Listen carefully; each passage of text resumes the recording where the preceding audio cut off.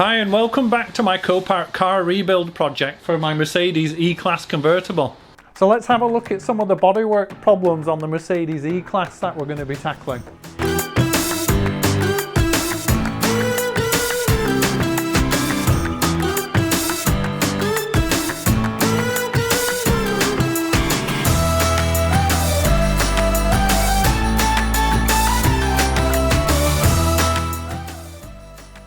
Okay, so I'm well aware that if you watch a lot of Copart car rebuild projects, you'll have seen a lot worse bodywork damage than that. But if I send my E-Class convertible to the body shop to get it looking perfect, then it could cost me a lot of money to sort out those issues. I got a quote from a local, well-respected body shop, and as you can see, it came to £800. And what I figured is if I can do a DIY repair and get at least 95% of the result, then it's worth a try. So I'm going to get started on the bonnet first because I think it's the most noticeable problem on the Mercedes E-Class's bodywork. Okay, so here's the plan. I'm going to tap the underneath of the bonnet to try and push that dent back out. But because I want to make sure I don't overdo it and push it upwards and turn it into a bulge, I'm going to put something on the top of the bonnet to support it. Okay, so you're going to have to bear with me here because this is going to look a bit rough and ready. But the idea I came up with is I have this block of wood and I've just put some masking tape on that so it's not rough. And then these clamps, I'm just going to clamp underneath. Okay, so the next problem that we've got, let's not call it a problem. The next challenge that we've got is the dent is kind of above this sort of area. And so although we have a small access hole, because the dent's quite large, it kind of goes round a bit further. So what I'm going to do is find a way to grind or nibble out or drill out just a little kind of lozenge shape there, and that will allow me to get a punch in. Okay, so the slot's cut underneath. Not the tidiest job I've ever done, but not too bad. I'm going to start tapping that dent up now. Let's see how we get on with it.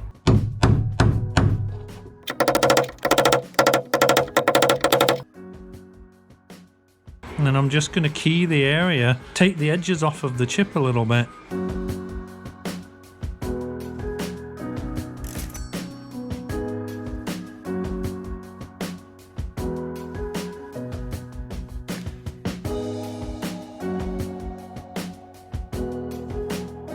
Yeah, so I just have some 2000 grit here on this pad, which will just help me, because it's not completely even there where that dent was. It'll just help me kind of get down into there a little bit more. So I honestly don't know how well this is going to come up because that doesn't, down at the bottom of where the dent used to be, it doesn't look like it's matching in that nice at the moment. That one looks a lot better, but it was a much smaller mark.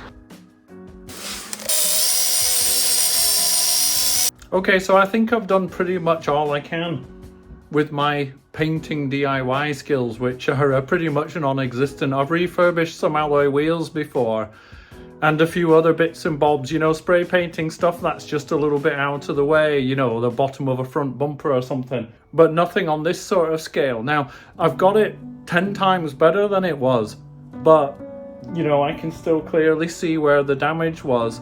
And I just think that on this value of car and this quality of car, it's not really good enough. Okay, so here it is. I've got my trusty 5p piece, which I've been using all the way along. Can't guarantee it's the same 5p piece, but it does give you a reference of size. But as you can see, it's pretty noticeable. That's just within a few inches of the surface, and of course you can see it. But if I move away, I don't know, is it the 1 meter rule?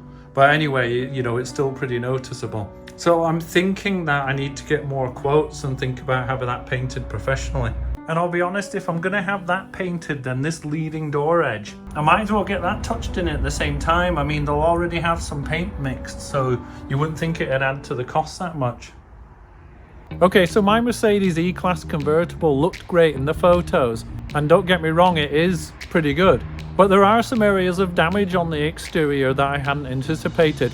But to be honest, with any car repair project, you're going to find this sort of stuff, and you just have to take it on the chin and get on with it. So let's have a look at this scratch on the side skirt and see how much it will buff out. You never know, it might come up quite nice. I always recommend circling the area you plan on working on with a pen. It makes no difference to repair, but it makes you look more professional.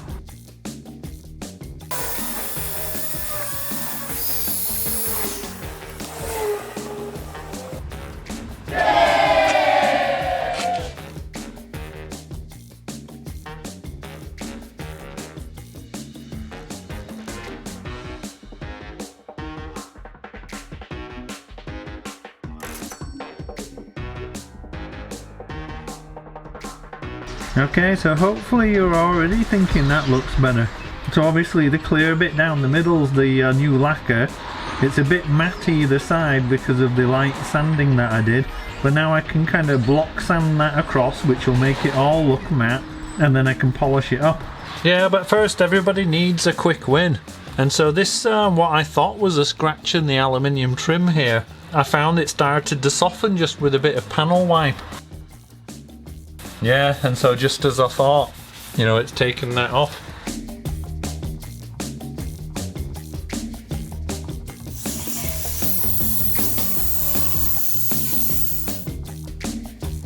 They're not 100% gone, I'd say that it's 95% better, but also because it's been repaired there's no risk of it now spreading further, which is what happens once lacquer starts peeling. Anyway, I'm pretty happy with that. I may not have had too much luck touching in paint like on the bonnet, but any lacquer repairs have come up pretty good.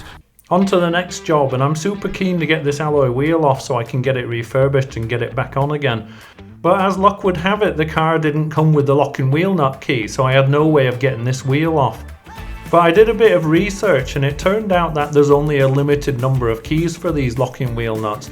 And there's a place on eBay, and if you send them a really good picture of your locking wheel nut, they'll identify the key for you and send it out express delivery. Cost £25, but worth it for me.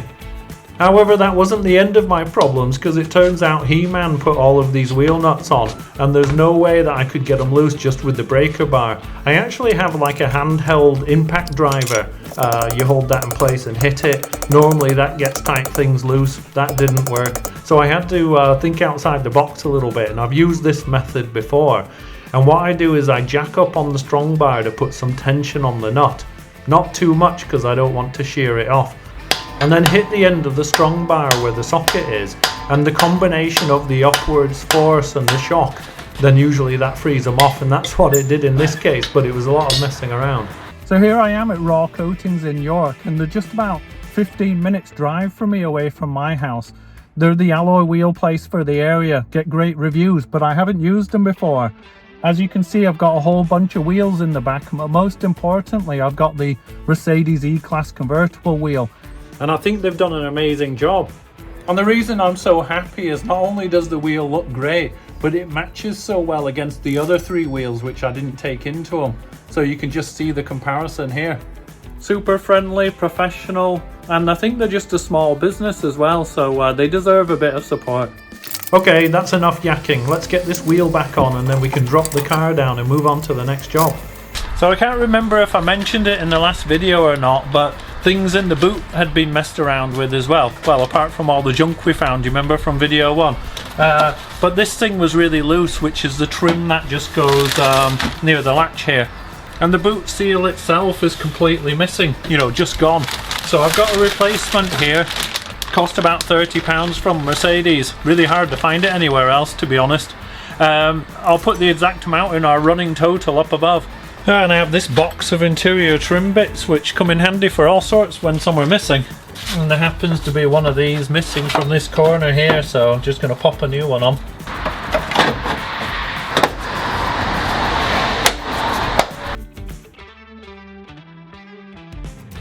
I'm going to put the seam at the bottom. Just seems the right thing to do. Oh, no pun intended. And fitting the boot seal turned out to be much more time consuming than I expected. This is going to end up being a speeded up 1 hour, which I show you in 10 seconds, or less. I needed my trim tools out because I had to lever some of the plastic trim and the felt and other things because the seal actually holds all those things in place. Okay, so that's it. It was quite a mission in the end. This boot should close a lot nicer now, because it always closed before with a bit of a metallic clang. Oh, that's more normal. So it turns out that that warning light on the dash saying to start the engine was just the main battery that was a bit done. And I think what happens when it's a Copart car is they've just been sat around for ages and batteries don't like being flat. I've got a new battery here to install that I bought from Tanya Batteries. They deliver next day, so that's pretty cool. But a good quality AGM battery like this one costs 160 quid for this car, so that's another cost against my budget. So that's just a quick job to install it and then I can move on to the next task. Okay, so the MOT's tomorrow for my Mercedes E-Class convertible, and I've just got some inexpensive number plates to put on. And as you can see, the car came with a private plate, but it's not something that means anything to me, so they're just going on temporary, and then I've got my own private plate to put on. Oh, but who knows, maybe this number plate interests some of you viewers out there, and if so, give me a shout and I'll do you a good deal. My contact details are in the video description.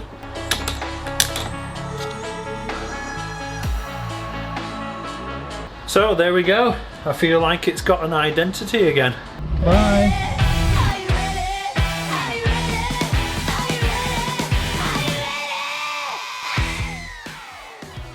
Okay, so there we have it. First drive in the Mercedes E-Class convertible. I've put the windows up so that there's a little bit less buffeting and you guys can hopefully hear what's going on. Just wafting around this roundabout here. Not too much body roll, absorbing all the bumps. Really super comfortable like you'd expect from a Mercedes. I don't know what it's like as a sports car, but as a cruiser wafting around, it's brilliant. Okay, so we're just arriving at the MOT place, so hopefully in a couple of minutes I'll be able to show you a nice pass certificate. So see you in a couple of minutes. Okay, so there it is. Success. So that's nice to have that pass under my belt. And BK Motors, the great guys, they had a really good look underneath the car for me and made sure everything looked alright. So that's good peace of mind for me that there's not any obvious problems underneath the car, you know, suspension and drivetrain and things like that. And there was just a small piece of trim that had come loose that goes under one of the suspension arms, and they just popped some tie wraps around there for me. Just a little job, but it's nice when people help out a little bit, isn't it? So if you live in the Leeds area and you're after a good garage and MOT place, then you ought to check them out. So I'm feeling a bit more comfortable in the car now after a bit of time driving it, and I promised you guys a bit of fun. So I've put all of the settings to Sport Plus. So you have settings for steering, for suspension, for the drivetrain and engine, and for the transmission. So I've cranked all of those up. Don't know what difference it's going to make, but we're going to find out. Got a bit of a slip road coming up now onto the A64, so let's see what it'll do.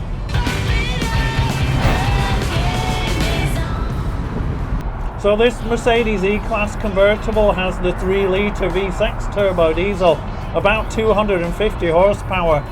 I got my foot down then, it was brisk, but it was more kind of creamy smooth than anything else. But it's a pretty rapid car, but comfortable with it. But it was nice, you know, there's some good overtaking power there, plenty of power for cruising. And that engine's coupled to the 9G Tronic, which is the Mercedes 9-speed automatic. And I must say the downshift was fast and smooth. It got the engine in the right power bands where you'd expect it. More experimentation required, I think, though. And this car also is the 4MATIC, so it has a 4-wheel drive system, so getting that power down onto the road was no problem at all. So that's pretty much it for this Copart car rebuild project. And it's almost time for me to hand the car over to my wife, who's the one I've been doing this car for anyway. I'm just enjoying a final drive because once I hand those keys over, I don't think I'll see them again. But before we finish up, there's just time to go through the numbers wheeler dealer style. So the purchase cost of the car in total, including Copart fees and delivery, was $22,350. And in total I spent about £1,000 on all of the interior stuff. So that included seats and plastic trim and all the other stuff, all the stuff I knew about from the Copart advert. But what I didn't expect was the damage that the exterior of the car had. I've decided to have the bonnet, the bumper and the leading edge of the door professionally painted. And that's going to cost me another £840. And that brings the total purchase price in repairs to $24,190. Now that's not bad considering this is a £31,000 car. But you have to remember that this is now a category N car. And what that means is it'll be worth about 15% less than other straight cars on the market. But even so, I really enjoyed the project and I still think I got the car and managed to repair it for a really good price. So I hope you enjoyed this video series, and if you have, then please give me a thumbs up. I enjoyed it so much I'm already looking for my next project car, so if you're not already a subscriber, then please consider subscribing and I'll see you in my next video. Okay, thanks for watching, bye for now. Woohoo!